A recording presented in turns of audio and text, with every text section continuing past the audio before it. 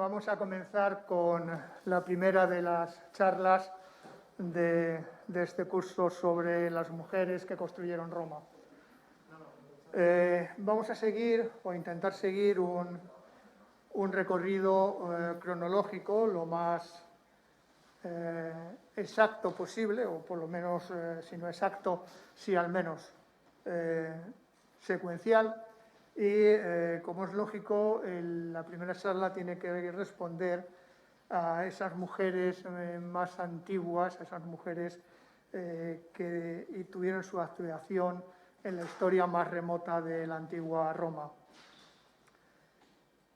No son demasiadas, no son demasiados los datos, y esto lo repetiré una y otra vez a lo largo del curso, la escasez de datos que tenemos sobre la actuación de las mujeres. Suelen ser siempre referencias muy puntuales, muy breves o muy míticas, que muchas veces estas referencias tan míticas no se pueden considerar o tomar demasiado en consideración, pero nos sirven para que nos hagamos una idea de cómo era ese mundo en el que desarrollaban su actividad las mujeres. Pues esta primera charla corresponde al profesor Domínguez Monedero, catedrático de Historia Antigua de la Universidad Autónoma de Madrid, una persona fantástica que yo siempre que puedo le invito a mis cursos porque sus conferencias suelen ser extremadamente divertidas. No es que queramos convertir esto en un circo, que seamos clones, pero el profesor Domínguez Monedero tiene un humor socarrón, un humor que a veces te hace reflexionar sobre lo que está diciendo, y para mí eso es muy importante. Para mí es una de las personas más divertidas que conozco, a pesar de su cara seria y de catedrático de universidad, es una de las personas más divertidas que conozco. Ya lo decía este verano en Sagunto, que la excavación que yo más me he divertido en mi vida fue una excavación en Cástulo en la que intervino el profesor Domínguez Monedero. Las tardes en el museo lavando el material cerámico eran realmente memorables. Eran para grabarlas en vídeo y hacer una película con ellas. Pero bueno, esto es, como decían en alguna novela o en alguna película, esto es otra historia. El profesor Domínguez Monedero, como les digo, les va a hablar de esas primeras mujeres, de los orígenes de Roma, la influencia que tuvieron y esa situación que, como les decía, está entre la historia y la leyenda. Quiero darle las gracias al profesor Monedero por estar aquí, porque él está atendiendo sus labores de investigador, esa labor de investigador que nos hablaba el señor rector hace unos momentos, y tanto en junio como ahora está en Grecia en un proyecto de investigación que lleva años desarrollando en Grecia, y que en junio se vino de allí justo en el momento de los incendios. Yo recuerdo que le mandé un mensaje preguntándole si estaba ya tostado o no, como el santo... se me ha ido, es lo que tiene el Alzheimer. Bien, pues le pregunté que si estaba tostado y me dijo que no, que acababa de volver, que se había librado por los pelos de los incendios de Grecia, y ahora de nuevo le encontramos allí en Grecia desarrollando su labor de investigador. Les dejo con él, con su conferencia, y espero que sea del agrado de todos ustedes. Adolfo, todo tuyos. Bueno, muchas gracias. Espero que se me oiga, y que, bueno, lamento no estar allí, evidentemente. Quiero dar las gracias, por supuesto, al profesor Cabrero, a la coordinadora por parte del museo, a doctor Ángeles Castellano, por haberme invitado a este curso. El tema de las mujeres primitivas en Roma, bueno, no es un tema especialmente divertido, aunque siempre se puede sacar punta de casi todo, ¿no? Porque son unos episodios que no siempre... bueno, los romanos se lo tomaban muy en serio, pero forman parte de la construcción de la identidad de Roma, ¿no? Saben ustedes que, y lo verán a lo largo de las siguientes conferencias que Roma alcanzó un poder extraordinario y, naturalmente, estas ciudades que alcanzan este poder extraordinario tienen que embellecer sus orígenes, ¿no? Y en este embellecimiento de sus orígenes, algunos episodios protagonizados por mujeres tuvieron un papel muy, muy relevante, ¿no? Son historias que vamos a contar aquí, de alguna manera, muchas de ellas muy increíbles y que en muchas ocasiones puede que ni ocurrieran, pero que, como digo, sí sirvieron para que los romanos reflexionaran y, sobre todo, para educar a las generaciones sucesivas en elementos como el amor a la patria, como la piedad, la traición y cómo se castiga, como incluso delitos terribles como la violación tienen también un significado, a veces favorable a la creación de la ciudad, a veces detonantes de cambios de régimen político, ¿no?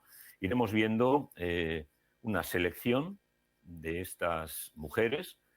Tienen aquí en la diapositiva la lista de mujeres que voy a tratar, empezando por Helena de Troya, que no es evidentemente romana, siguiendo por Dido, que tampoco es romana, pero que tienen un papel importantísimo para explicar los orígenes de Roma y que para los romanos les servía para justificar algunos hechos importantes de su historia.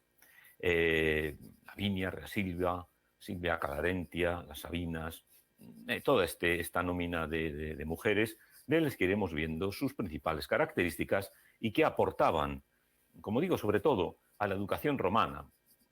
Autores como Tito Livio o Dionisio de Halicarnaso, ¿no? Que son estos grandes autores del siglo I antes de Cristo, el cambio de era, a veces van a mostrar dudas, ¿no? Acerca de la historia que están contando.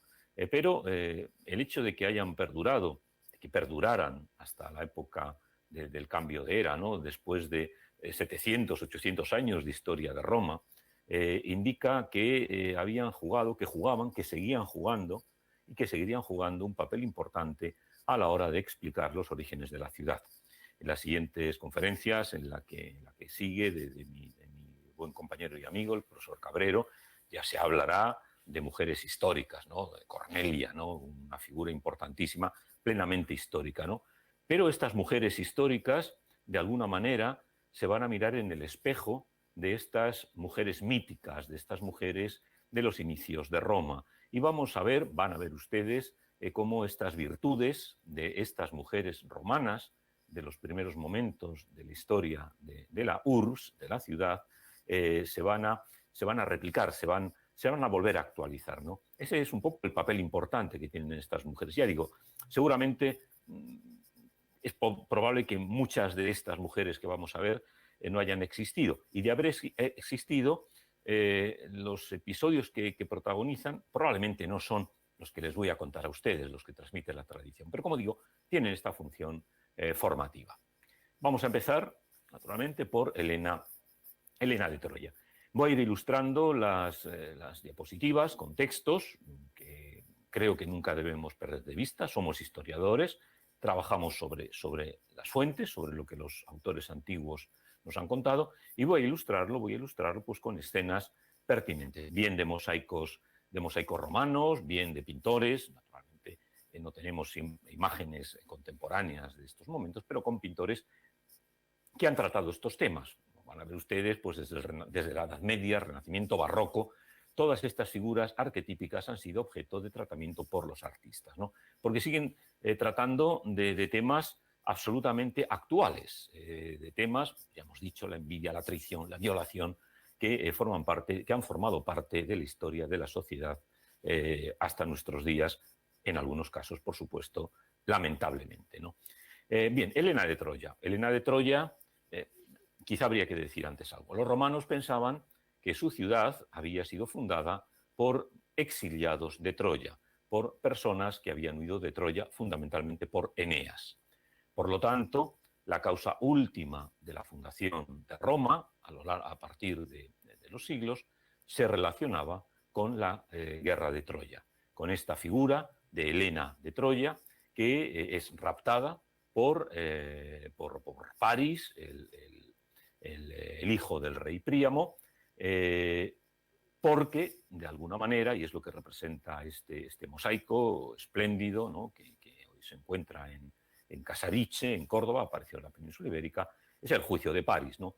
Paris, saben que se le entrega, aquí tienen al dios Hermes, se le entrega la manzana de oro del jardín de las Hespérides para que se la entregue a la diosa más bella, la diosa Atenea, la diosa Hera y la diosa Afrodita. Cada una de ellas compite para que Paris determine cuál de ellas es la más bella de las diosas. Cada una de ellas le ofrece lo que cada una puede dar, el éxito en la guerra, el poder o la mano, más que la mano, el cuerpo de la mujer más bella. La mujer más bella es Helena, la bella Helena. Como saben ustedes, Paris le otorga el premio a Afrodita y Afrodita le concede su deseo. De alguna manera, el destino de Paris está sellado porque él ha elegido el don que la diosa le puede ofrecer, que es el amor de la mujer más bella. Por tanto, tiene que raptar a Helena. Helena es el premio que le da Afrodita por haberla considerado la diosa más bella. Y esa guerra terrible, que conocemos muy bien por los poemas homéricos y por muchos otros poemas, pues termina ocasionando la destrucción de Troya. Les pongo aquí algunos textos, ¿no? El texto inicial, el que da origen a todo, ¿no? Antes de la guerra de Troya está este episodio. Y, bueno, les combino imágenes de películas modernas, ¿no? La famosa película de Troya, con escenas antiguas, una de las primeras representaciones del caballo de Troya, ¿no? En una bellísima crátera, una gran crátera, con escenas impresas, sobreimpresas, que se encuentra en el Museo de Míconos, ¿no? Para combinar. Bien, efectivamente, la guerra de Troya determina la caída de Troya y la muerte de muchos de los héroes que allí han luchado, de Héctor, el hermano del rey, el hermano de Paris, perdón, el hijo de Príamo, de Aquiles, de estos grandes héroes, pero está decidido por los dioses han decidido que algunos troyanos se salven, entre ellos Eneas y Antenor. Estos dos troyanos, en parte, según nos dice el texto de Livio, porque habían tenido lazos de hospitalidad con los aqueos, con los griegos, y que por lo tanto podían haber realizado algún tipo de tarea a favor de los griegos, van a ser perdonados, ¿no? Y es un poco lo que nos va contando, van contando estos textos, ¿no? Es decir, ya los aqueos van a salvar a estos individuos. Además, habían sido partidarios de que Helena fuera devuelta a su legítimo esposo, a Menelao. En otros autores, como Apolodoro, la biblioteca, en el momento de la caída de Troya, vemos cómo se reconocía a estos individuos como Eneas, llevando a hombros a su padre, lo ven aquí, Anquises, en esta representación de una crátera ática, la piedad, aquí Eneas es piadoso, Eneas se salva, huye de Troya, pero huye llevando a su padre anciano a hombros, llevando a parte de su familia, a su hijo, y los griegos lo dejan irse. Se dan cuenta de que se está marchando, pero lo dejan irse, lo dejan huir. Y lo dejan huir, y esta es la visión que nos dan tanto los griegos, el propio Homero, como otros autores griegos, digamos que su destino está sellado. Ya los dioses le han perdonado, ¿no? Lo vemos ya en la Ilíada, ¿no? Que es el poema más antiguo. El destino suyo es eludir la muerte para evitar que perezca estéril y sin traza el linaje de Dárdano, el hijo que el cronida más amó de todos los que han nacido de él. Es decir, ya en Homero está claro que Eneas se va a salvar, y en autores posteriores, en un autor como Quinto de Esmirna, que escribe las poshoméricas, una especie de continuación de la Ilíada. Sabemos, la Ilíada acaba con la caída de Troya, pero luego sabemos que la Odisea continúa, las historias de Ulises, pero otros autores, pues, digamos que cuentan ya al público ya romano, ¿no?, de época muy posterior, y cuentan lo que pasó con estos héroes. Y en las poshoméricas de Quinto de Esmirna, retomando ya lo que decía la Ilíada, ya se nos dice claramente que Eneas está destinado, por la voluntad de los dioses, a marchar desde el Janto, uno de los ríos de Lidia, de Anatolia, hasta el Tíber, de ancha corriente, y allí fundar una villa sagrada y digna de la admiración de las generaciones venideras. Una ciudad que terminará extendiéndose por los confines de Oriente y de Occidente, ¿no? Es decir, ya en autores posteriores ya se retoma el hilo que deja abierta la Ilíada, donde es evidente que Eneas se va a salvar, para explicar por qué se va a salvar Eneas, por qué terminará fundando una ciudad en el Tíber, ¿no? De esta manera, los romanos utilizan la tradición griega, venerabilísima, ¿no?, Homero, la fuente de la tradición, y la llevan a su propio terreno. ¿Por qué se salva Eneas? Como nos dice Homero, pues porque está destinado a fundar una ciudad. Por lo tanto, en la visión romana, la guerra de Troya, causada por el rapto de Helena, va a convertirse en el precedente, en el antepasado de la fundación de Roma. Gracias a que hubo guerra en Troya, Eneas pudo salir de Anatolia, pudo salir de Asia Menor para dirigirse a Occidente a fundar Roma. Para los romanos, por lo tanto, la guerra de Troya es un hecho fundamental, es el prototipo, es el arquetipo, es la causa última que va a permitir la fundación de su propia ciudad, ¿no? Por eso todo el tema troyano para los romanos será muy importante. Lo será para los griegos, como bien sabemos, pero también para los romanos. Eneas sale, no voy a contar todos los episodios, evidentemente, porque no es el tema, sino que vamos a ir centrándonos en las mujeres. Pero para situarlo hay que decir que Eneas sale huye y lleva a cabo un largo periplo por el Mediterráneo hasta encontrar la tierra en la que definitivamente se instalará. Y en este recorrido llega a Cartago. Cartago en ese momento está siendo fundada. Cartago, la reina Dido, o Elisa, según otras tradiciones, acaba de llegar, hace poco que ha llegado, y está fundando la ciudad de Cartago. Perdón. Y, claro, la obra nacional de los romanos, la Eneida de Virgilio, compuesta en época de Augusto, para mayor gloria del nuevo emperador, que es descendiente, se considera descendiente de esta línea. A través del hijo de Eneas, Julo, es el patriarca de la gens Julia, de la que forma parte Julio César y el propio Octavio Augusto como hijo adoptivo de César, ¿no? Por lo tanto, la Eneida es la obra magna que se crea en época de Augusto para hablarnos de los orígenes de Roma. Y bien, Eneas llega a África, llega a Cartago, allí nos describe la Eneida, nos ve cómo se está fundando Cartago, cómo la ciudad va surgiendo, cómo las casas están apareciendo, cómo la ciudad se va levantando poco a poco de la nada, porque la acaba de fundar la reina Dido. Y allí, naturalmente, se enamoran. La reina, allí llega Eneas con sus compañeros, con sus barcos, y se enamora perdidamente de la reina Dido. Lo ven aquí ustedes en este mosaico tan curioso, tan bonito, tan naif, si quieren. No es un gran mosaico, no es esos grandes mosaicos que conocemos del mundo romano.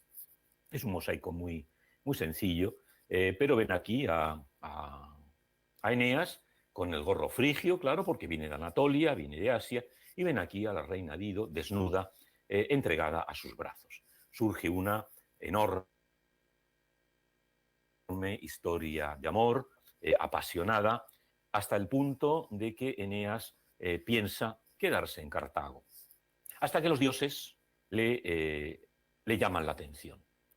Tu destino no es quedarte en Cartago, tu destino no es permanecer en Cartago, unido a la reina Dido y formando un solo pueblo. Tú tienes otro destino. Para los romanos esto es importante también porque les marca un camino. El romano, esta perspectiva heroica que la propia Roma crea, el romano está destinado a hacer cosas gloriosas. Entonces los dioses le recuerdan que tiene que irse. Eneas pretende marcharse a escondidas para no herir más de lo que sabe que va a herir a Dido, pero naturalmente Dido se entera y Dido le espeta: traidor, con que esperabas poder disimular tan gran maldad sin decir palabra, marcharte de mi tierra.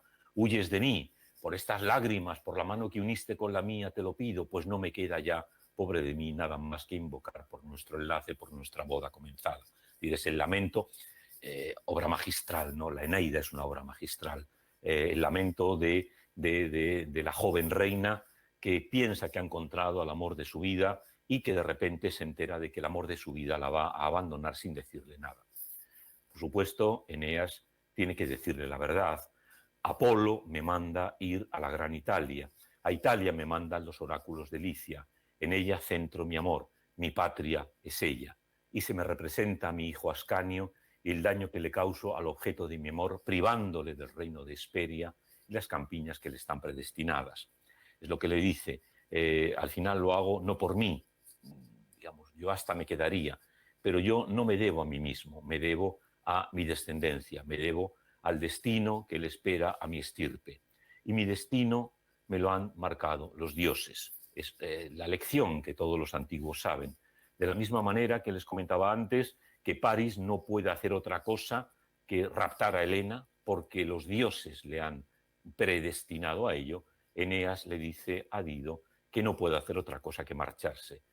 Su hijo merece reinar en un país donde sea soberano.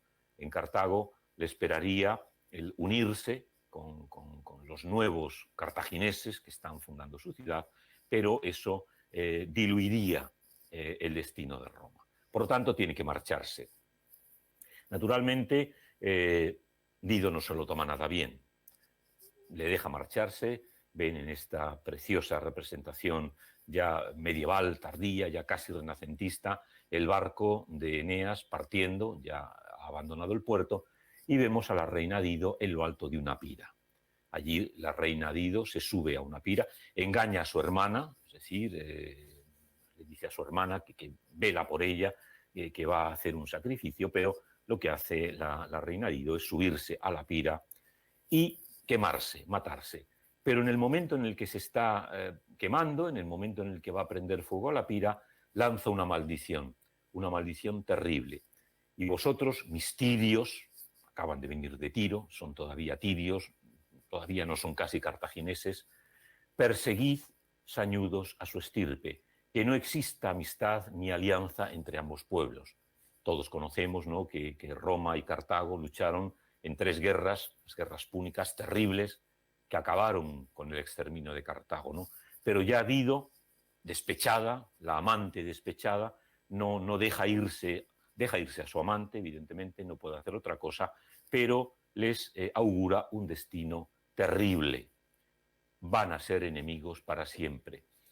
Y dice: álzate de mis huesos tú, vengador, quien fueres, y arrolla a fuego y hierro a los colonos dárdanos ahora en adelante, en cualquier tiempo que se os dé pujanza. Está aludiendo a Aníbal, claro, Aníbal que pone en peligro a Roma, que casi acaba con Roma, ¿no? Es decir, en esta maldición que lanza Dido está ya previsto, está predestinado el futuro de guerras terribles entre Cartago y Roma.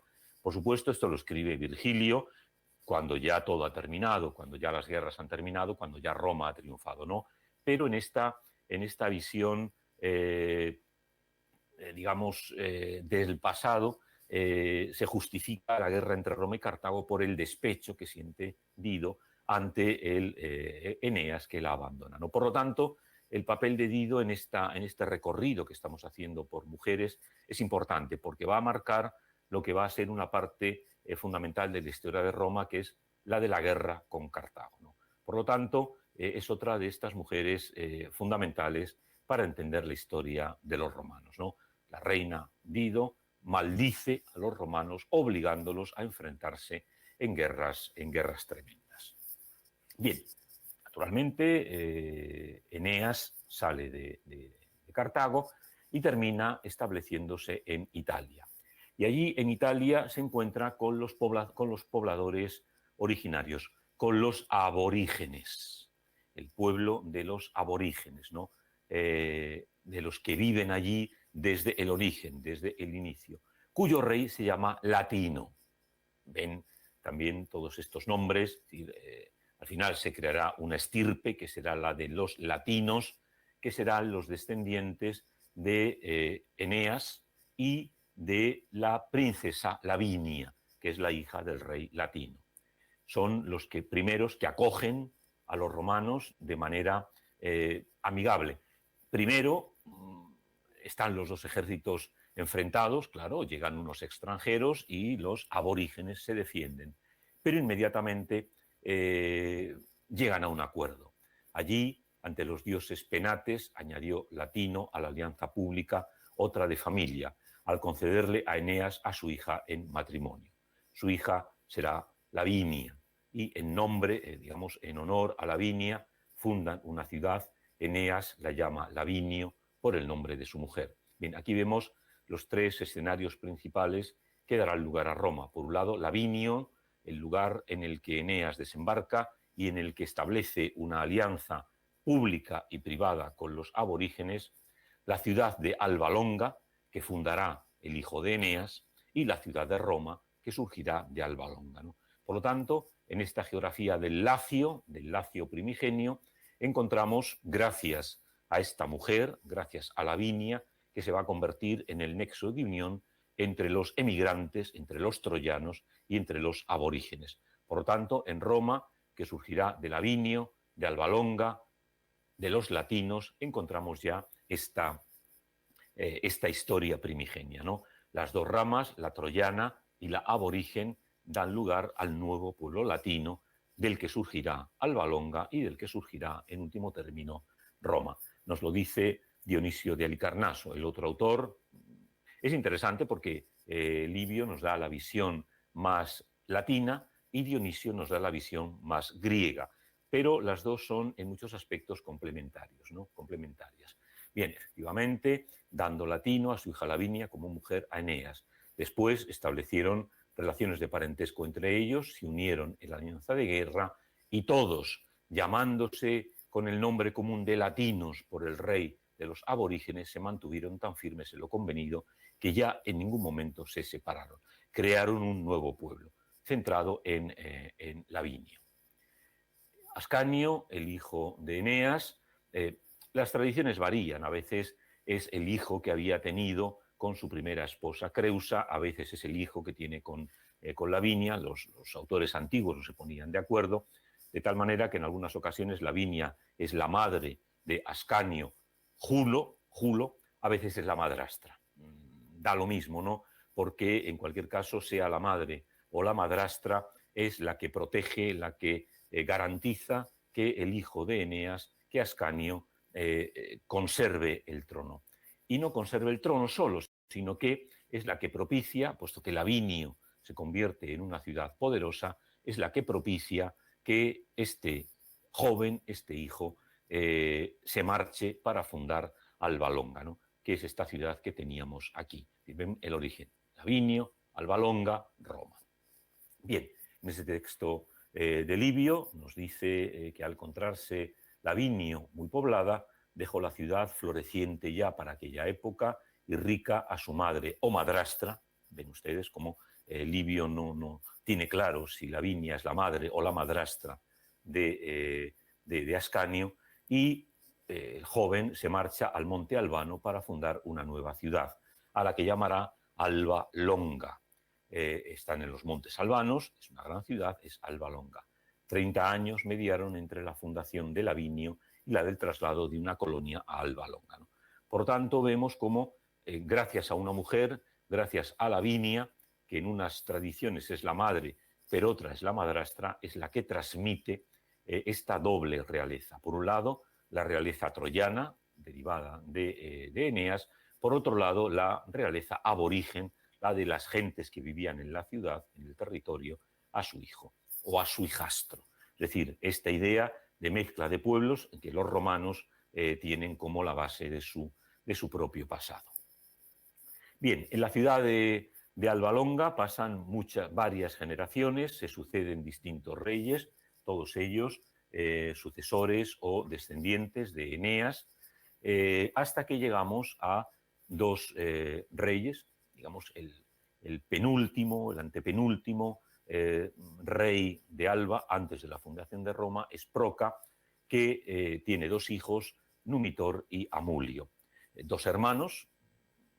Ahora la historia de dos hermanos se va a repetir, como veremos a continuación, Numitor y Amulio.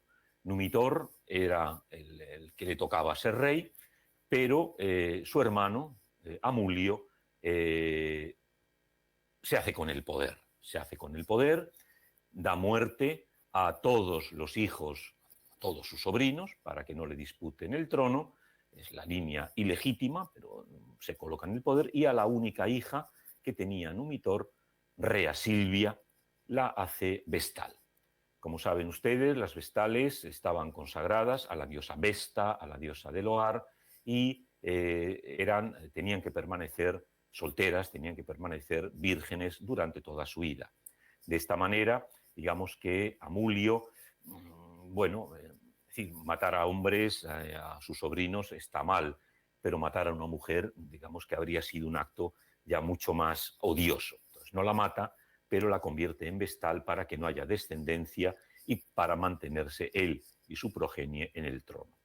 Pero naturalmente los dioses tienen previsto otra cosa, tienen previsto otro cambio. Y Rea Silvia, que es vestal, como digo, acepta su destino, pero un día, cuando va a un bosque consagrado a Marte, se le aparece una figura que la viola. Vamos a ver empezamos ahora ya con toda una serie de actos de este tipo, ¿no?, de los que plagan la vieja historia de Roma. Hubo dudas de si fue lo que pasaba por allí, otros dijeron que había sido su propio tío el que la violó, pero la mayor parte de los escritores dicen que fue la personificación de Marte y que fue un acto consciente. Evidentemente, Rea Silvia, que asume su papel de virgen vestal, no hubiera aceptado en ninguna unión que fuera contra su voto de castidad. Por lo tanto, vean cómo los romanos interpretan esto, por lo tanto tiene que ser un acto de violación, porque Roma tiene que ser fundada. Es decir, los dioses han decidido que Roma tiene que ser fundada, pero la usurpación de Amulio de alguna manera les ha impedido que esto pueda hacerse. Por lo tanto, tienen que tomar una resolución expeditiva. Marte viola a Rea Silvia y de su progenie nacerán. ¿Quién nacerán? Rómulo y Remo. Por supuesto, el delito de Rea Silvia es tremendo, aunque haya sido un dios quien la haya violado, pues se ha quebrantado el voto de castidad. Pero Rea Silvia es inocente. Por lo tanto, los autores romanos reflexionan sobre qué le va a pasar a Rea Silvia. Es decir, va a ser fustigada o tirada al río, como era la costumbre antigua, o enterrada viva, como será la costumbre posterior. Unos dicen que sí, pero otros dicen que no. Dicen que fue escondida, que se mantuvo escondida hasta que murió Amulio y a partir de ese momento recuperó su libertad. Pero los hijos que tiene Rea Silvia, los gemelos que tiene Rea Silvia, no pueden salir a la vista, porque Amulio sigue reinando en Alba Longa y Amulio puede perjudicar a los gemelos. Los gemelos son, naturalmente, Rómulo y Remo. Nuevamente, es decir, dos reyes, Amulio y Numitor, dos gemelos, Rómulo y Remo. ¿Qué se hace con los gemelos? Se los arroja al río Tíber, naturalmente, protegidos en una especie de cuna, en una especie de Moisés. Son encontrados por la loba y son amamantados, pero naturalmente no podrían haber sido educados por la loba y la tradición tiene que darles una figura paterna, pero sobre todo materna. Y surge la figura de Larentia. Tienen aquí el texto de Livio, ¿no? La tradición sostiene que una loba había salido de allí y les dio de mamar, y otros dicen que fue el mayoral del ganado del rey, Faustulo, quien encontró a estos gemelos y los llevó a Calarentia. A Calarentia probablemente, es lo que quiere decir Tito Livio, probablemente ejercía la prostitución. En Roma a las prostitutas las llamaba lobas, lupae.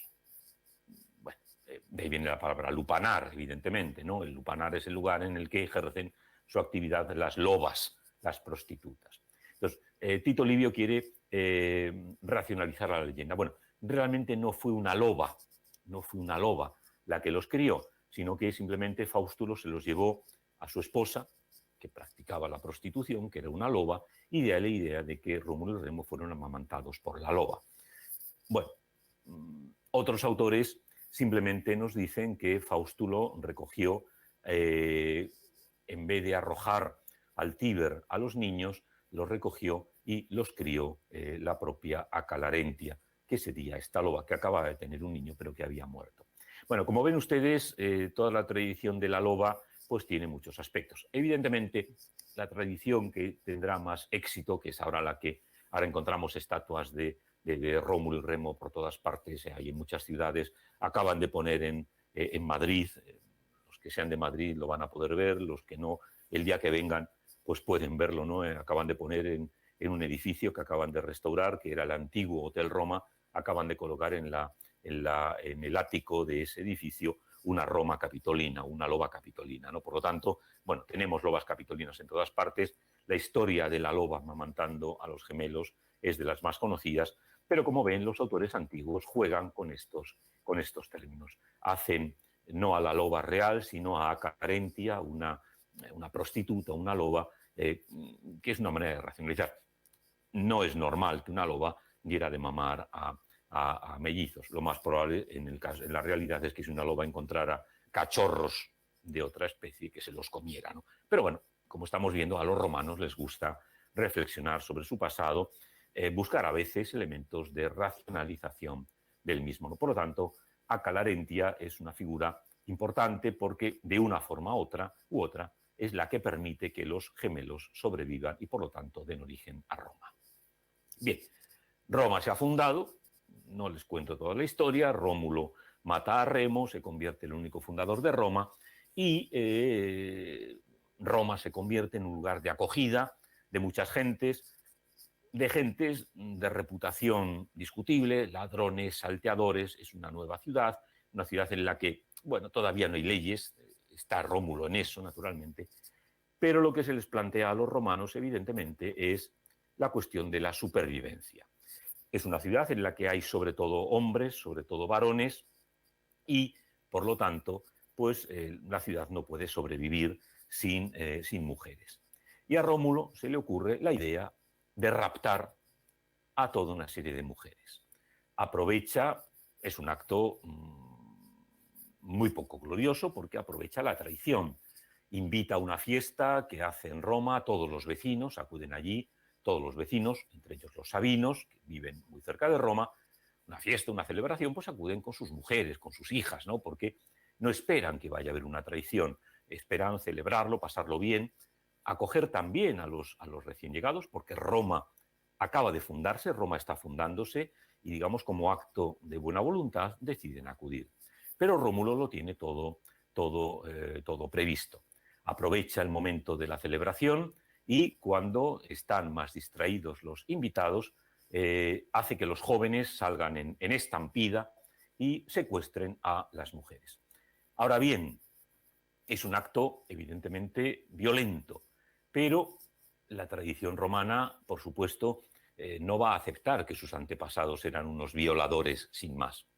Lo que dice las fuentes es, ojo, podéis raptar a las mujeres que encontréis, pero no las toquéis, no hagáis nada con ellas. Mantenerlas en custodia, que se mantengan puras, porque al día siguiente, nos dice el texto, al día siguiente las doncellas, sin haber sido tocadas, son llevadas ante Rómulo, que lo que hace es consolarlas, decir, bueno, os hemos secuestrado, pero no queremos convertiros en nuestras concubinas, no queremos violarlas. Queremos que os convirtáis en esposas legítimas de estos jóvenes que no tienen esposa. Y las muchachas aceptan. Las muchachas aceptan ese pacto, aceptan convertirse en esposas legítimas de estos nuevos ciudadanos romanos. Y efectivamente, como nos dice el texto, une a cada uno de los jóvenes solteros de Roma, 683, con otras tantas mujeres, y establece un matrimonio legítimo. Naturalmente, las mujeres, un poco para que vean la mentalidad, cómo los romanos ven, es decir, secuestramos a unas cuantas jóvenes que van a aceptar convertirse dócilmente en esposas, ¿no? Esto es muy difícil que ocurra en la realidad, ¿no? Pero, como vemos, estamos contando una historia mitificada.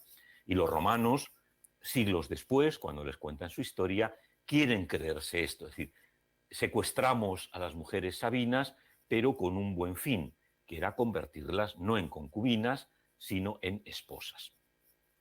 Y evidentemente, cuando los familiares de estas sabinas se rearman, tardan un tiempo, porque naturalmente les ha pillado de sorpresa, tardan un tiempo, hay bastantes vicisitudes que luego veremos, pues deciden atacar a Roma.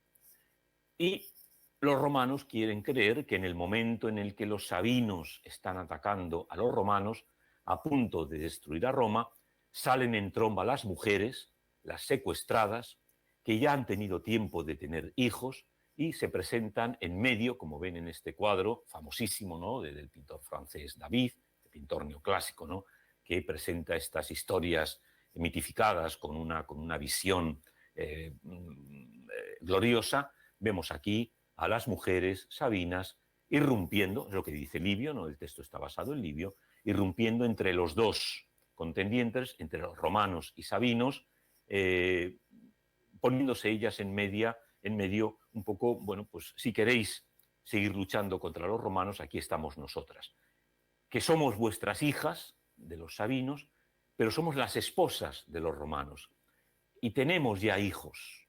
Aquí veis a esta Sabina, ven a esta Sabina enseñando un hijo.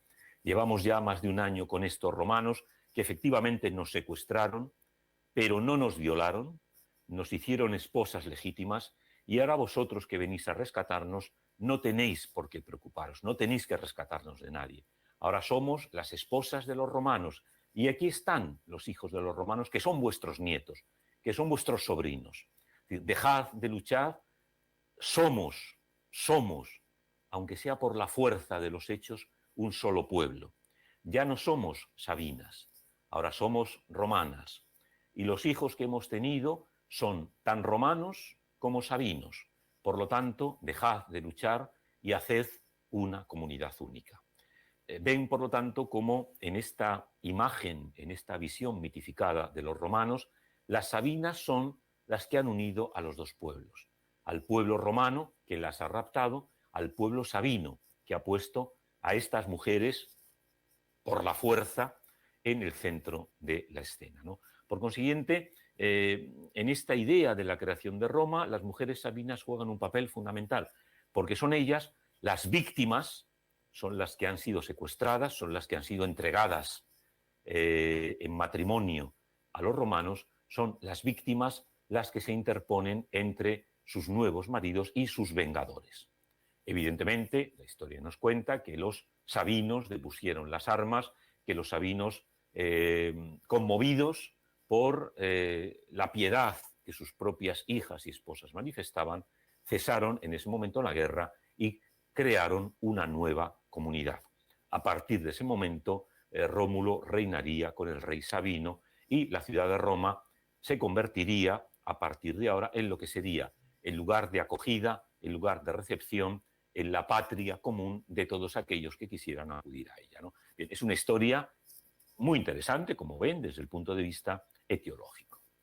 Bien, antes de ese momento, es decir, antes del momento en el que romanos y sabinos se unen, es una guerra larga, esto que veíamos antes es la última etapa de la guerra, cuando los sabinos consiguen penetrar en Roma, pero antes de que penetren en Roma hay algún otro caso, como el de Tarpeya. Tarpeia es una joven, una vestal, que Roma está siendo asediada por los sabinos, pero que quiere hacerse rica, quiere enriquecerse.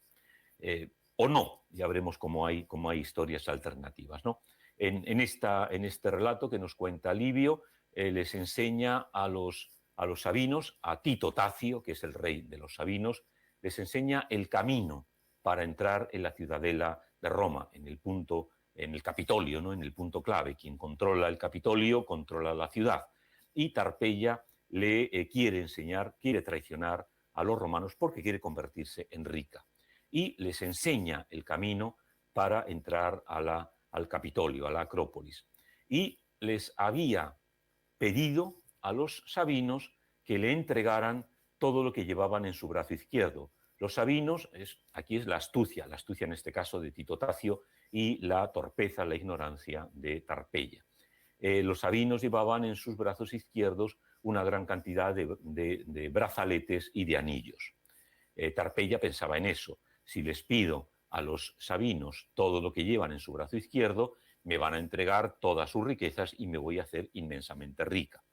Pero Tito Tacio, ya sabemos, Tito Tacio al final va a pactar con Rómulo, Tito Tacio al final va a aceptar a las sabinas que han sido secuestradas, van a aceptar el matrimonio, ¿no? Pero estamos todavía en el momento previo.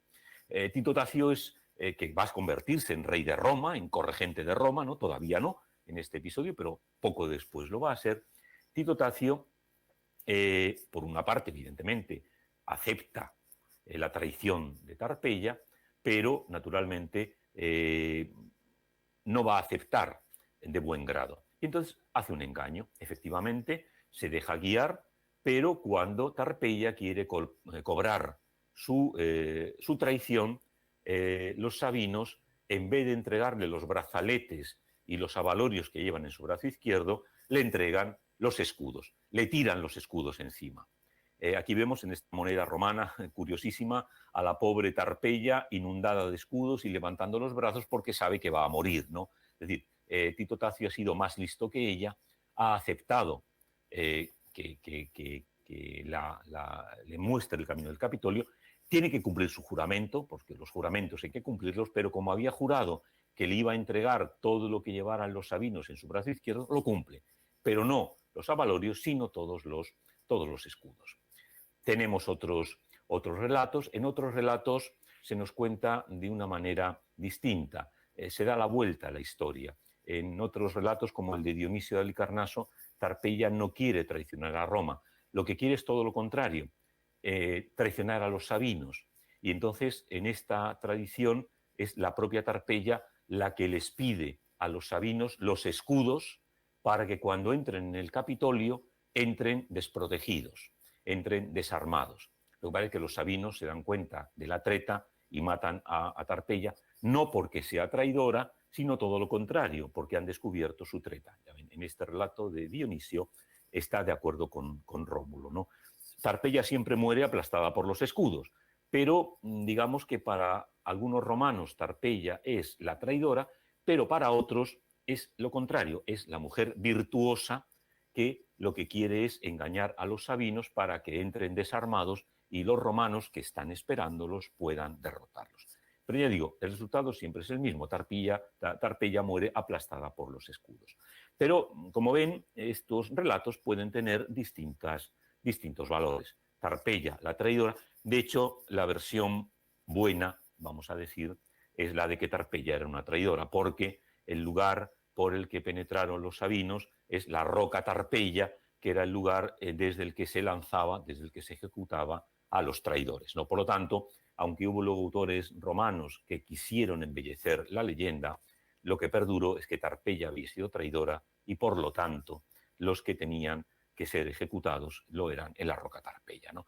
¿Ves? Es otro caso, ven, en este caso, pues, de la traición. Y ven cómo Tito Tacio, incluso todavía enemigo de Roma, todavía enfrentado a Roma, como luego será corregente de Roma, ya muestra que los romanos no van a aceptar la traición. Ese dicho célebre, ¿no?, que encontramos cuando los que matan a Viriato van a pedir la recompensa, ese dicho célebre de Roma no paga traidores. Ya con la leyenda de Tarpeia queda claro desde el principio de la ciudad que ningún traidor va a salir indemne por su traición, ¿no? Por lo tanto, es otro elemento ejemplificador. Bien, aquí tenemos otro de los datos, una versión un poco distinta que nos da Propercio y efectivamente pues quiere casarse con aquí el amor. Tarpeia se enamora de Titotacio, pero Titotacio no va a aceptar ninguna traición y al final Tarpeia muere. Tarpeia siempre muere, aunque naturalmente según el autor de que se trate nos da una versión u otra. Por lo tanto, esta es la historia de Tarpeia. Horacia. Horacia era hermana de los tres Horacios. Estamos en otro momento en el que Roma está en guerra con Alba Longa. Roma es una colonia, es una hija de Alba Longa, pero el crecimiento de Roma hace que Alba Longa vaya a verse amenazada. Eran de la misma sangre, ya sabemos, como hemos dicho, que Alba Longa es la madre de Roma, es la metrópolis de Roma, de ahí nace Rómulo y Remo, pero en un momento determinado entran en conflicto porque Roma quiere expandirse. Como son dos pueblos hermanos, pero que van a entrar en guerra, se llega a una solución de acuerdo. En vez de luchar los romanos con los albanos, lo que hubiera provocado una mortandad tremenda entre parientes que además estaban vinculados por muchos lazos, se llega a un acuerdo. Casualmente había tres gemelos, tres mellizos en Roma, los Horacios, y había tres gemelos, tres mellizos en Alba Longa, los Curiacios, que además estaban medio emparentados, ¿no? Entonces, los albanos y los romanos deciden que en vez de matarse entre ellos, que combatan estos tres hermanos de cada ciudad y el que venza de los tres será el vencedor y el resto lo aceptarán. Roma aceptará vincularse, someterse a Alba y Alba aceptará someterse a Roma en caso contrario, ¿no? Por lo tanto, luchan los dos tríos de hermanos. Bien, al final, como era de prever, ganan los romanos, ganan los Horacios.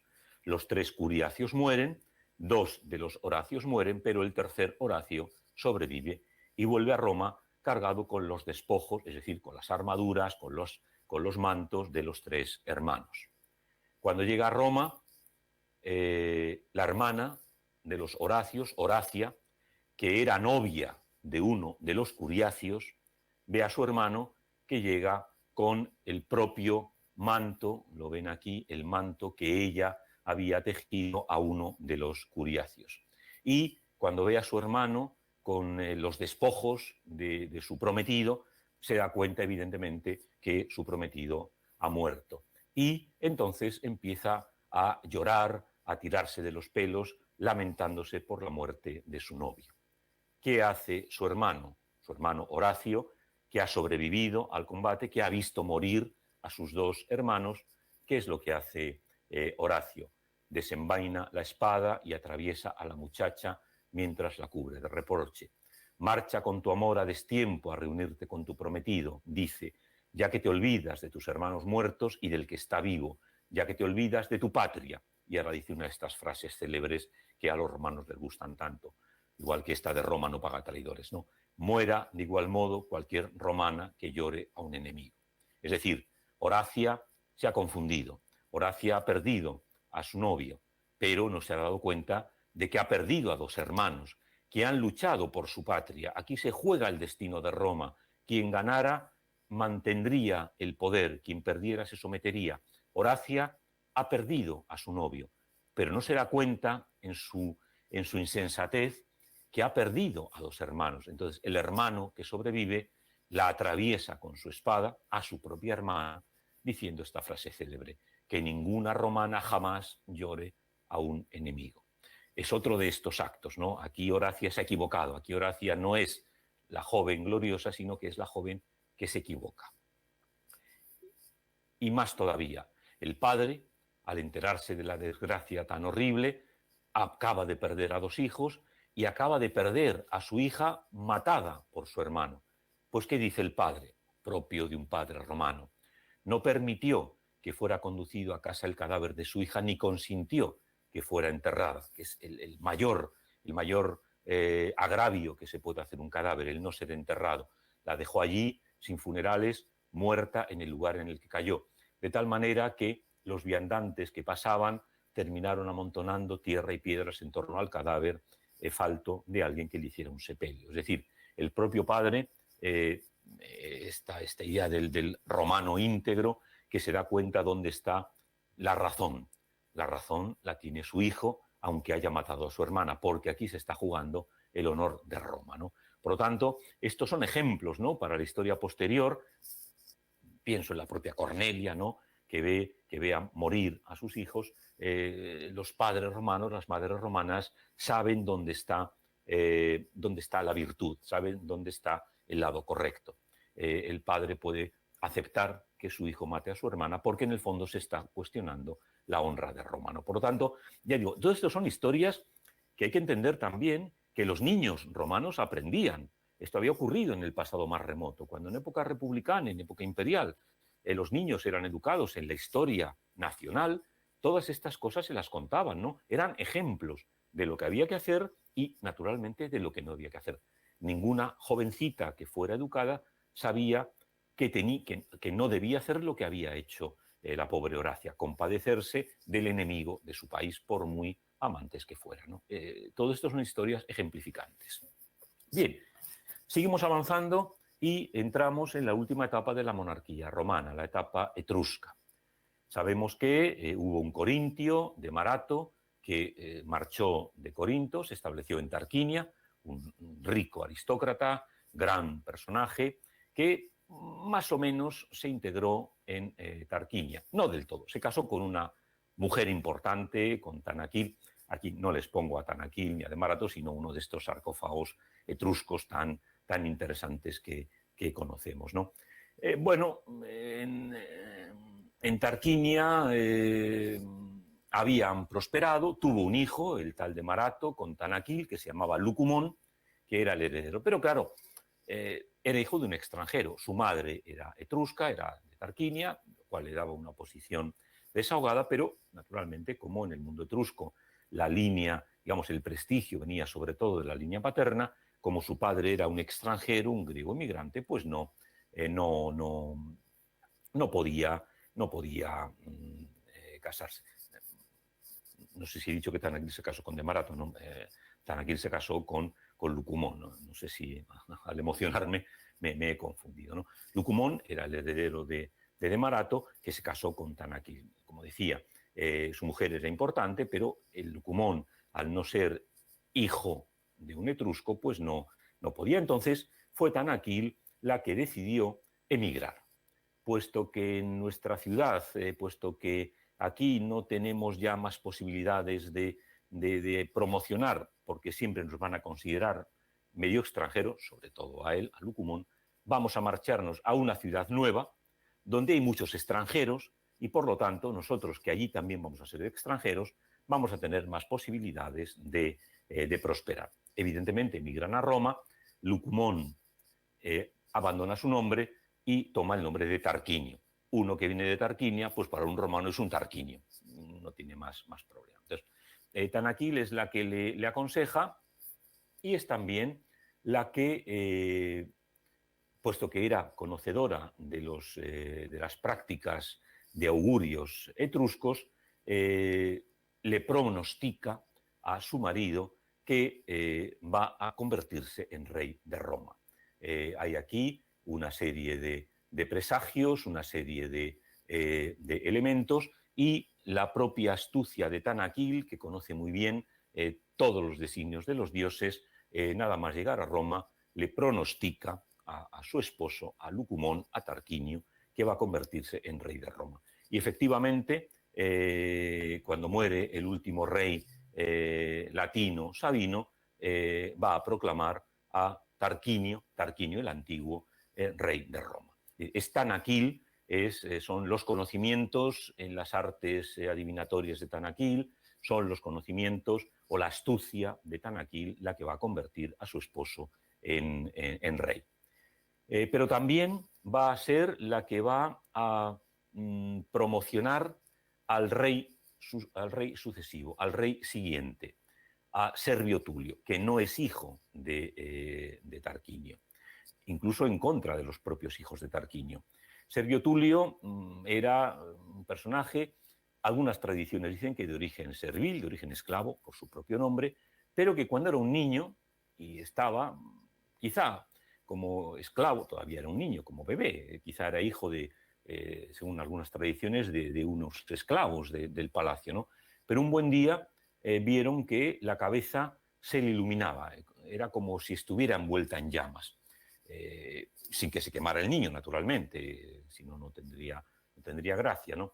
Fue Tanaquil la que, como conocía que esto era una señal de los dioses y que los dioses estaban indicando directamente, casi con el dedo, ¿no? Que este niño iba a ser importante, fue Tanaquil la que le convence a su marido, al rey Tarquinio, de que el trono tendría que ser para su hijo, para este niño, para este individuo, ¿no? Y efectivamente Tarquinio lo acepta. He salido del PowerPoint. Bien, efectivamente el gobierno de Tarquinio se va haciendo insoportable y al final se produce un atentado que mata a Tarquinio. ¿Cómo hacer para que Servio Tulio herede el trono tal y como estaba previsto por los dioses? Pues nuevamente es Tanaquil. Por eso Tanaquil es importante, porque es la que promueve la realeza de Tarquinio el Viejo y es la que promueve la realeza de Servio Tulio. Por lo tanto, es una hacedora de reyes. Consigue que dos hombres, que dos varones reinen, ¿no? En este caso, la figura de Tanaquil, con este aura sacerdotal, con este aura sapiencial, es la que impone su inteligencia sobre los hombres, que son más torpes, evidentemente. El poder lo ostentan los hombres, porque es una sociedad patriarcal, pero la enseñanza es que es la mujer astuta, inteligente, la que consigue que dos hombres reinen. ¿Cómo lo hace?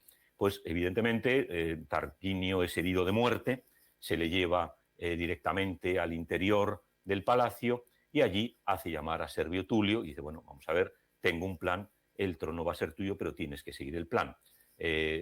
Sale al pueblo, se asoma a Tanaquil y dice, bueno, lo dice este texto, el rey está herido, no pasa nada, se va a curar, pero el rey ha dicho, el rey ya estaba muerto, claro, de ahí la astucia de Tanaquil, pero Tarquinio, mi marido, ha dicho que, bueno, mientras me repongo, haced caso a Servio Tulio, que le queremos como si fuera un hijo nuestro, porque le hemos criado desde pequeñito, hacedle caso, que bueno, que cuando yo me reponga, pues ya se resolverá todo.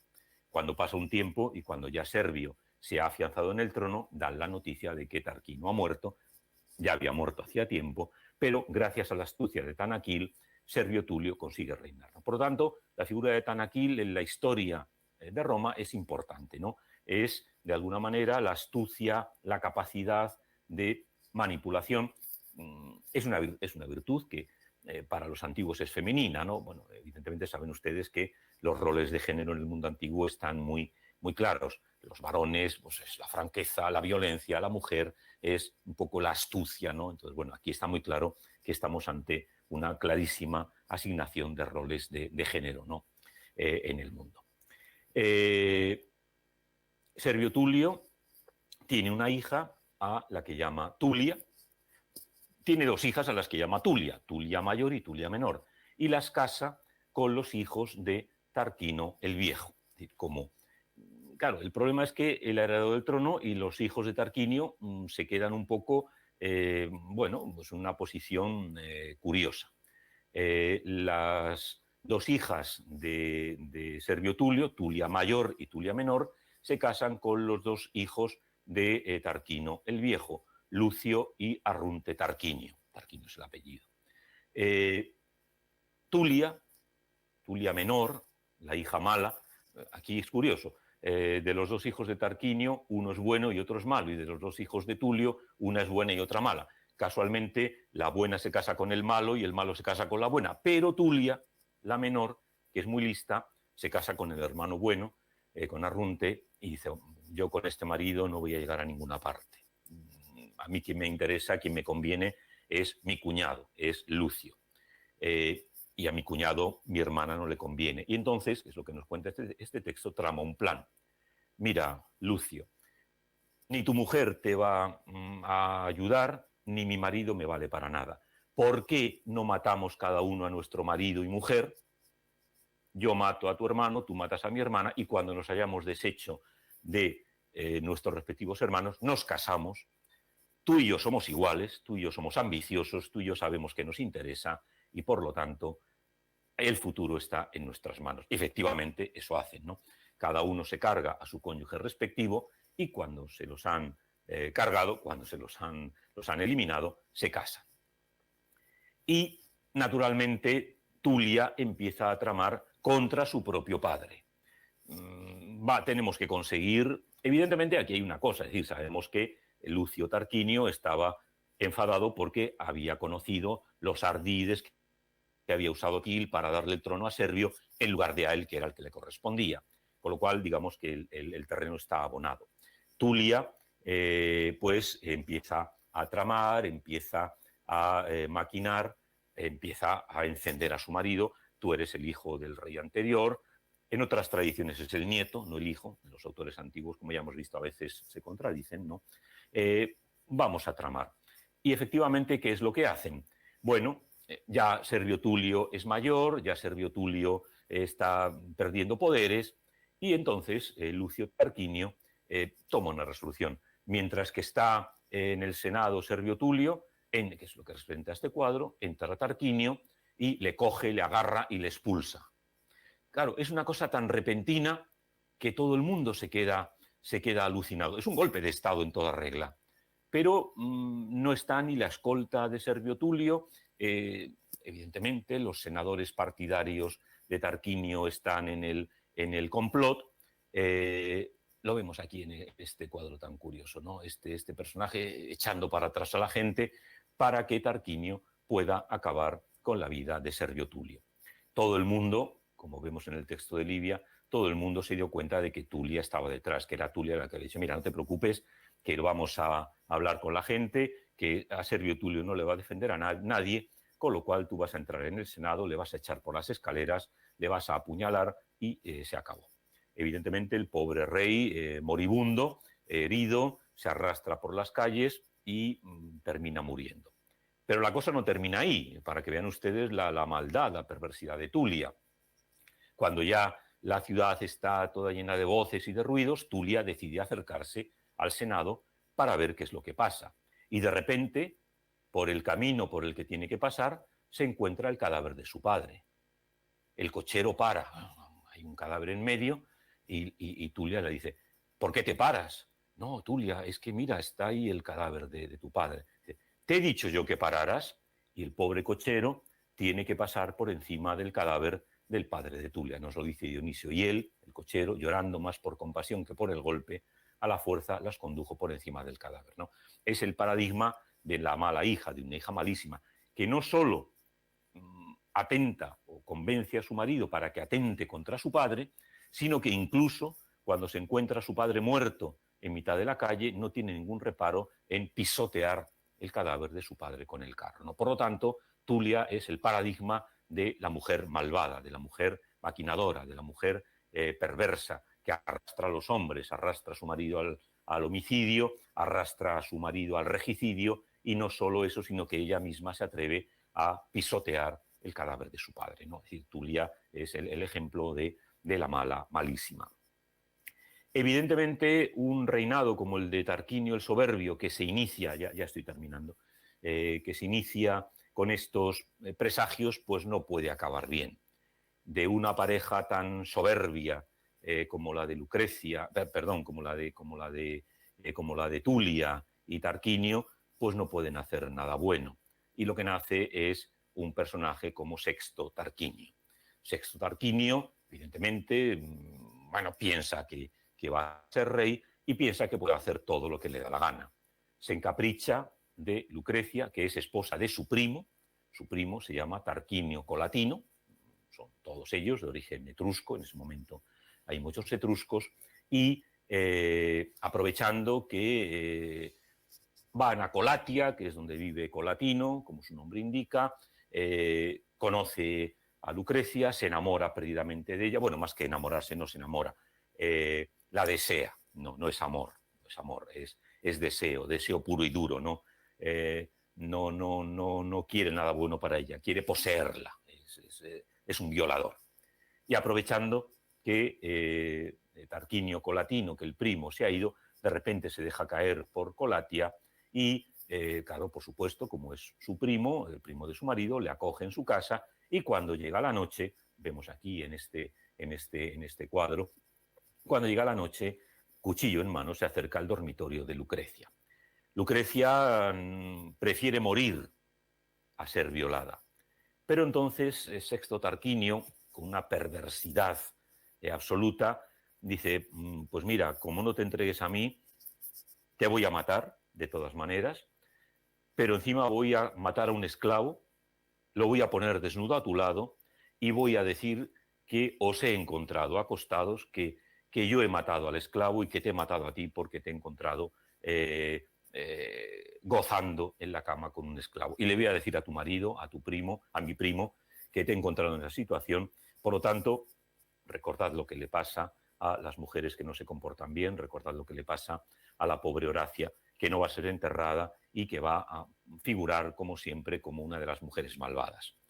Ante esa amenaza, no por ella, sino por la deshonra que supondría para su marido el ser encontrada muerta y que el sinvergüenza de Sexto Tarquinio vaya propalando la idea de que ha sido seducida por un esclavo, y eso sería el deshonor para su marido. Entonces, pensando en su marido, se entrega a Sexto Tarquinio, que la viola. Pero, evidentemente, Lucrecia no va a quedarse así. Lucrecia, digamos, quiere vivir, no quiere que la mate Tarquinio porque quiere contar su historia. Por lo tanto, este es el ejemplo de la abnegación. Acepta el dolor de la violación, acepta ser violada porque quiere vivir para contar lo que le ha pasado. Y efectivamente, nos lo cuenta, es una de las partes más dramáticas de la historia de Roma, ¿no?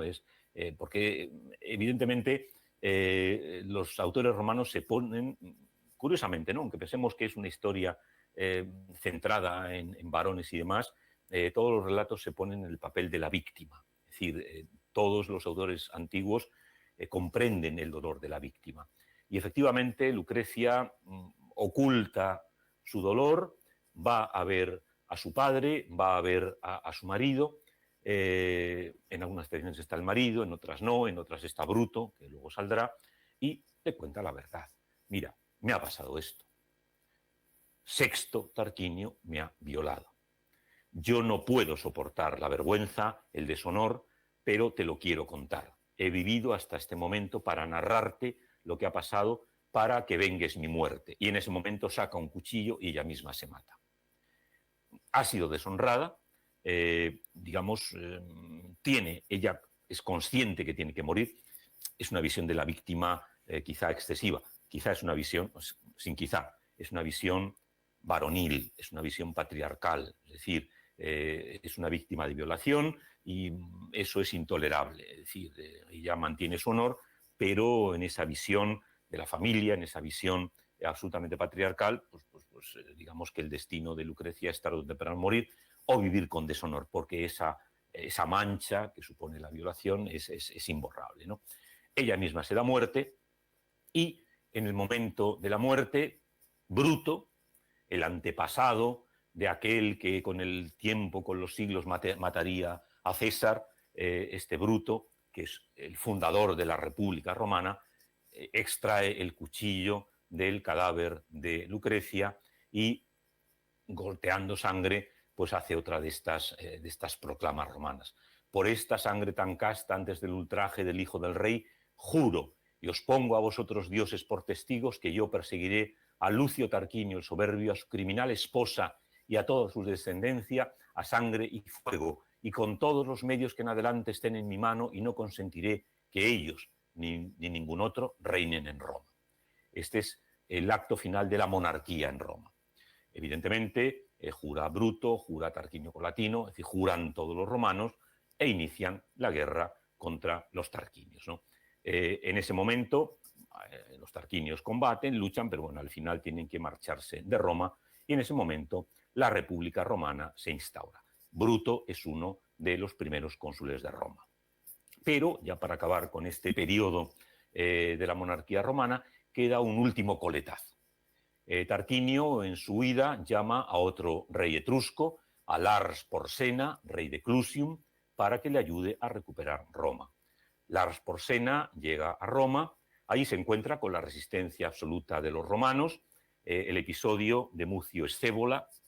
Mucio Scévola es, las redes de Clelia, pero Mucio Scévola, un poco para situarlo, Mucio Scévola es un romano que cruza, hay otro que es Horacio Cocles, que también, pero Mucio Scévola se va al campamento de Lars Porsena, entra en su tienda y antes de que le apresen mete la mano en el fuego y deja que se le queme toda la mano sin proferir un solo grito, dando a entender, me puedes coger, me puedes capturar, pero para que veas de qué temple estamos hechos los romanos. Es decir, yo estoy dispuesto a sacrificarme, a quemarme la mano, para que sepas que jamás vas a conquistar Roma, porque detrás de mí hay cientos, hay miles de romanos que están dispuestos a resistir hasta el final.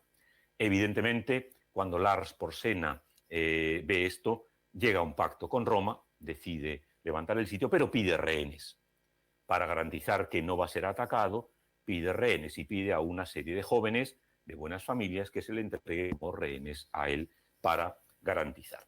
Entonces, una vez que los rehenes han sido entregados y mientras siguen las negociaciones, la joven Clelia, aprovechando un descuido de los captores, lleva a todas las jóvenes que han sido capturadas como rehenes, las cruza el Tíber y las devuelve a Roma.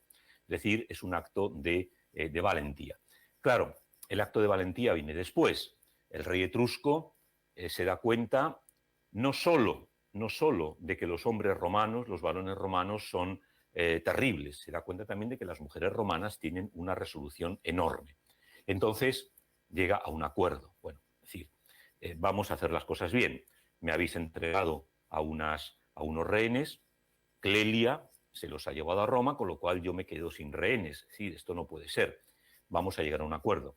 Me vuelves a entregar los rehenes, yo te los devuelvo, especialmente a Clelia, y así cumplimos la formalidad. Es decir, un rehén también está respaldado por actos jurídicos. Entonces, bueno, Porsena se da cuenta de que Roma es invencible, esa es la ley, digamos, la moraleja, y lo que hace es, los romanos le vuelven a entregar a los rehenes, Porsena los libera voluntariamente y, además, entre los rehenes alabó a una muchacha, aquella que había convencido a los demás, etcétera, etcétera, y después de felicitar a la ciudad por criar no solo hombres valerosos, sino también muchachas semejantes a hombres, regaló a la joven un caballo de guerra adornado con una espléndida testera. Es decir, Porsena se da cuenta del valor, de la valentía de los romanos y de las romanas y establece formalmente la paz.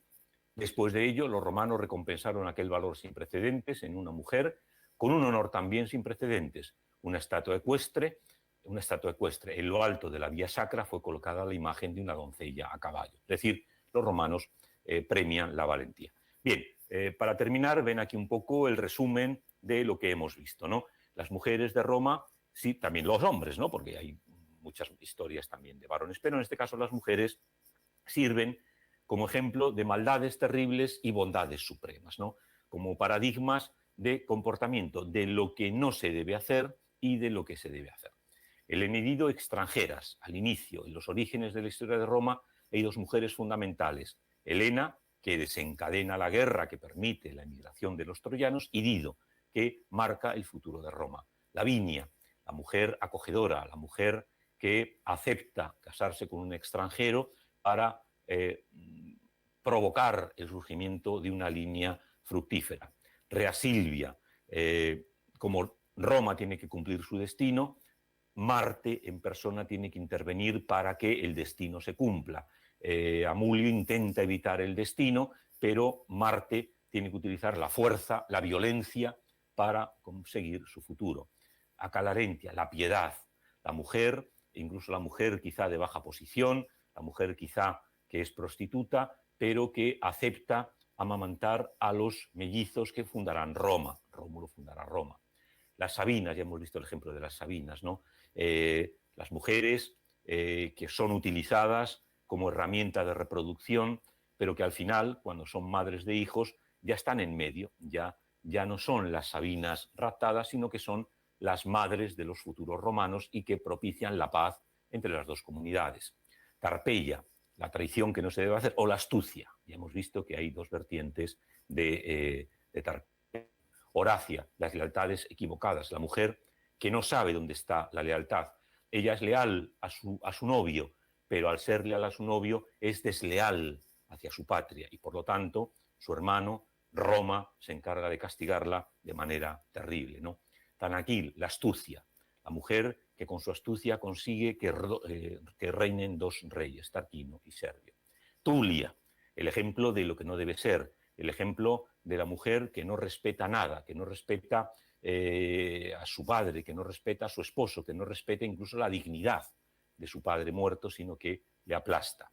Lucrecia, probablemente de todas ellas, Lucrecia es la que más eco tiene en la tradición romana, ¿no? La mujer que prefiere el desastre supremo, la humillación suprema que es la violación, para seguir viva, porque la amenaza es la muerte y el deshonor, para seguir viva y mostrar la crueldad, la maldad, la besanía del hijo del tirano, del hijo del rey, y propicia con ello el cambio de régimen y la creación de la República Romana. Por eso el odio que los romanos tendrán a los reyes, ¿no? Porque el paradigma del rey es Tarquinio, es Sexto Tarquinio, el violador además pernicioso, el violador terrible, que además juega con el honor, que amenaza con el deshonor. Y por fin, Clelia, la bondad, la astucia y la recompensa. Bien, con esto creo que tenemos un panorama de estas mujeres arquetípicas de la historia de Roma. Como digo, probablemente ninguna es un personaje histórico,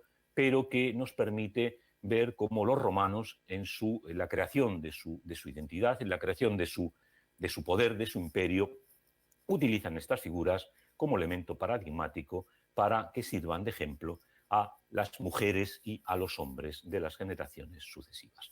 Esta es un poco la idea que les quería presentar. Muchas gracias por su atención.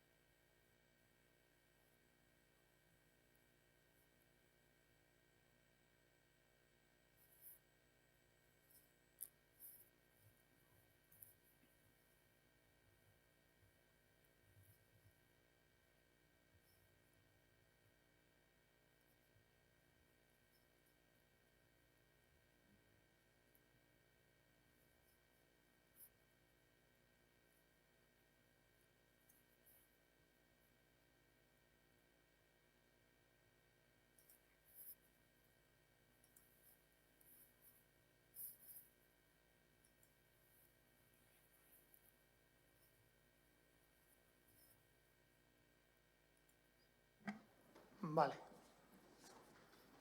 Esto de los micrófonos es un lío. Digo que alguna observación sobre la charla del profesor Domínguez Monedero, alguna pregunta.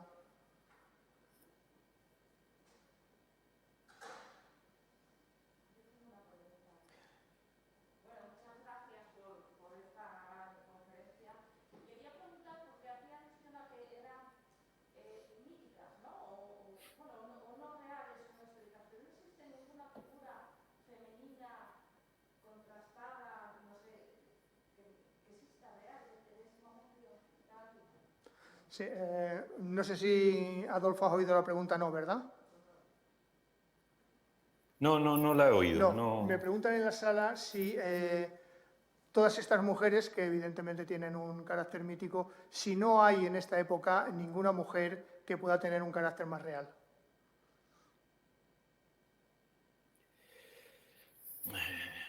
Puede que las hubiera. El problema que tenemos es que los primeros historiadores romanos empiezan a escribir en el siglo III a.C.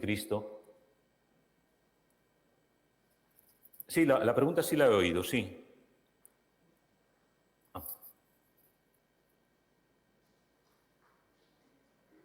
¿Sí, Adolfo?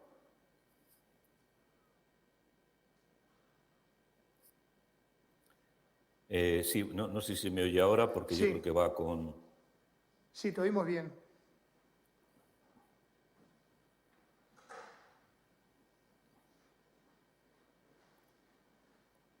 Y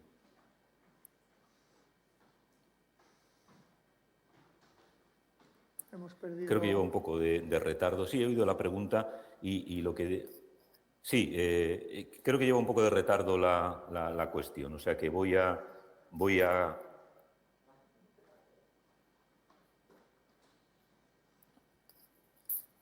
Vale, pues lo que decía, sí, posiblemente las hubiera, pero es que, claro, los autores más antiguos que conocemos escriben a partir del siglo III antes de Cristo y todo lo que hay antes...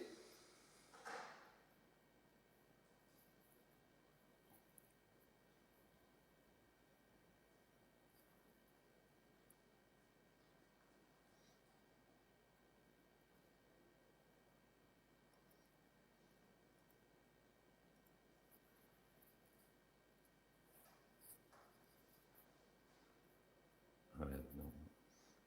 Adolfo, te estábamos oyendo, ¿eh? Sí, sí, es que luego me oía yo también otra vez, o sea, va un poco retrasado, por claro, las conexiones.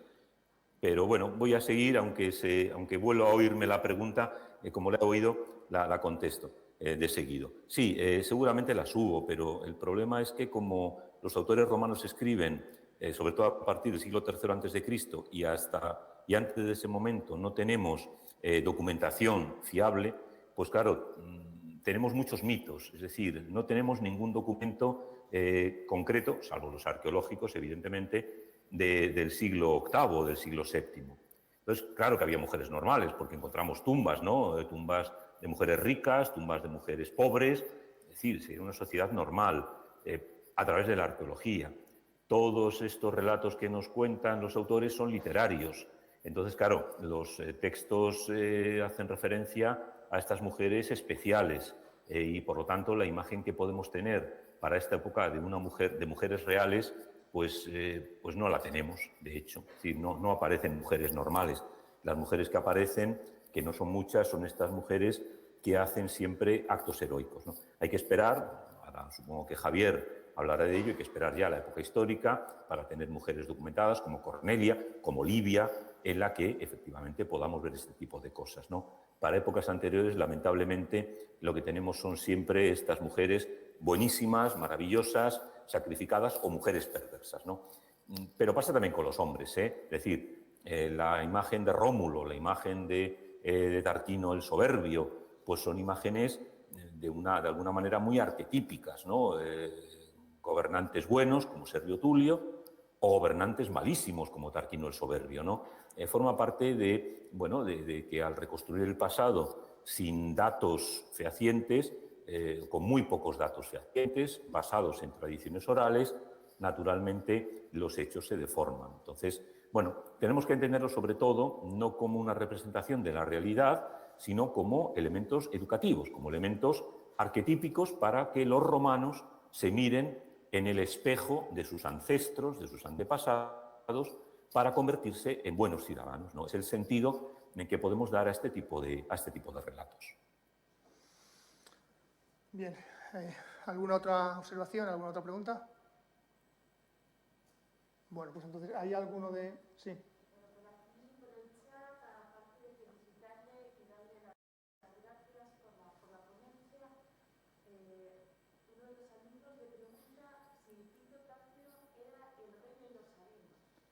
Preguntan si Tito Tracio era el rey de los sabinos.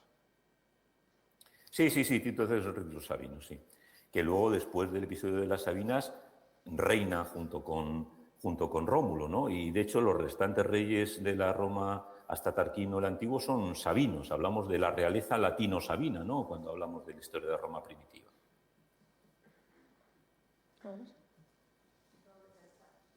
Bueno, pues entonces, ¿sí?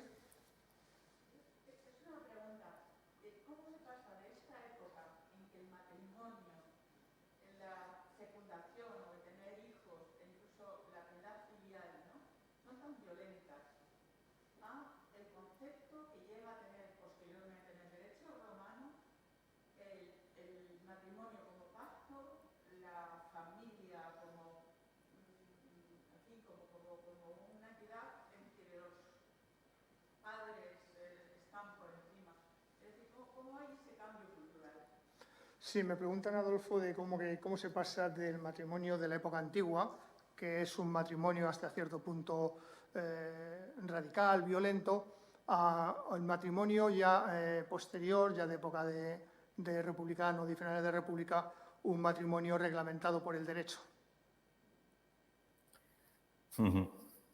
Sí, bueno, realmente el único matrimonio excepcional es el de las Sabinas. Es decir, es más, en la última parte del relato de las Sabinas, o en la intermedia, es decir, antes de que los sabinos ataquen, el texto que he puesto lo dice claramente. Lo que hace Rómulo es casar a estas jóvenes secuestradas con los romanos, pero de forma legal. De forma legal. Es verdad que en los matrimonios romanos, como en los griegos, a veces esta idea del rapto ritual de la novia se daba, pero lo interesante es que en la tradición romana el propio rapto de las Sabinas marca el final de la excepcionalidad. Las Sabinas son casadas, como dice el texto, con el rito del agua y la tierra, es decir, con la mano, es decir, el marido toma posesión de la esposa de manera legítima, presidido por el propio Rómulo, es lo que dice el texto, es decir, el propio rey se convierte en el garante del matrimonio, ¿no? Es decir, desde el punto de vista romano, el acto de las Sabinas es un acto único, porque estamos al inicio de Roma. Rómulo dice, no toquéis a estas mujeres, traedlas aquí, que yo, como rey, actuaré como legítimo sacerdote que une a las familias, ¿no? Es decir, la clave del matrimonio típico romano, con farreatio, es decir, todos estos rituales tan complejos, ¿no?, que implican acuerdo entre familias, los rituales y demás, de alguna manera es Rómulo el que los establece en el momento en el que convierte lo que es un acto de rapto en un matrimonio formal. Es decir, Rómulo convierte una situación de excepcionalidad, no tenemos mujeres, hay que buscarlas, en un acto jurídico desde el momento en que él personalmente une a este matrimonio, ¿no? Por lo tanto, digamos, esa es la base teórica del matrimonio regulado romano. El resto de los matrimonios que aparecen en la tradición que hemos visto ya son matrimonios teóricamente regulares. Es decir, la única irregularidad es en el inicio de Roma. Es una cosa excepcional, estamos empezando, pero a partir de aquí las cosas se van a hacer bien, ¿no? También ese es el mensaje que nos quiere dar el relato de las Sabinas. Sí, no es cierto que dentro de ese matrimonio regulado romano, en un segundo nivel dentro de las categorías de matrimonio estaba ese matrimonio por rapto. O sea, el propio derecho romano posterior va a reconocer el acto del rapto como una forma de matrimonio. Sí, pero es siempre un rapto, digamos, consensuado. Sí. Es decir, claro, evidentemente, digamos, es una forma ritual, ¿no? Igual que en el mundo griego. En el mundo griego, teóricamente, el marido va a casa de la mujer y se lleva a la novia, pero ya sabemos que hay un acuerdo entre el padre de la novia y el futuro novio, ¿no? Es que hay que dar esa imagen. En el fondo es la transición, ¿no?, de pasar de la autoridad de un padre a la de un esposo. Es decir, forma parte del rito. En una familia, vamos, los que trabajéis más sobre el mundo romano, en una familia normal, a nadie por lo menos aristocrática, a nadie se le ocurriría meterse en la casa de un noble y llevarse a la hija, ¿no? Forma parte de un acuerdo entre varones, en último término, que son los que negocian el destino de las hijas, de las esposas, ¿no? Pero efectivamente la fórmula es esa, ¿no?, la del rapto nupcial. Vale, pues lo dejamos aquí, hacemos una pausa de 10-15 minutos para seguir con la segunda de las conferencias. Adolfo, muchas gracias. Pues adiós, saludos a todos, que el curso se desarrolle bien. En cuanto que tenga algún huequecillo os seguiré viendo y que todo se desarrolle bien. Muchísimas gracias. Aquí estamos, pásalo bien allá en Grecia. Gracias, muchas gracias.